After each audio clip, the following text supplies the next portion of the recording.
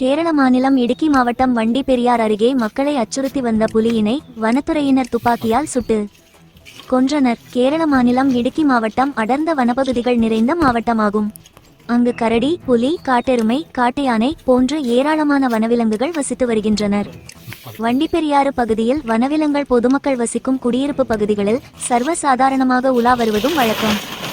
இந்நிலையில் தமிழர்கள் அதிகம் வசித்து வரும் வண்டிப்பெரியார் அருகேயுள்ள கிராம்பி என்ற இடத்தில் கடந்த ஒரு வார காலமாகவே புலி ஒன்று நடமாடி வருவதைக் கண்டு பொதுமக்கள் அச்சமடைந்தனர். அது மட்டுமின்றி வீடுகளில் உள்ள கால்நடைகளையும் புலி வேட்டையாடி வந்துள்ளது.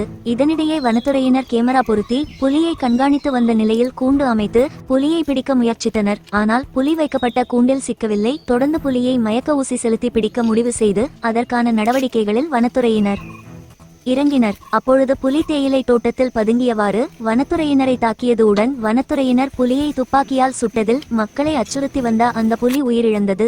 இதற்கிடையே வனத்துறையினர் சரியான திட்டமிடல் இல்லாமல் செயல்பட்டதே புலி இறப்பதற்கு காரணம் என விலங்குகள் நல ஆர்வலர்கள் குற்றம் சாட்டி வருவதாக கூறப்படுகின்றது.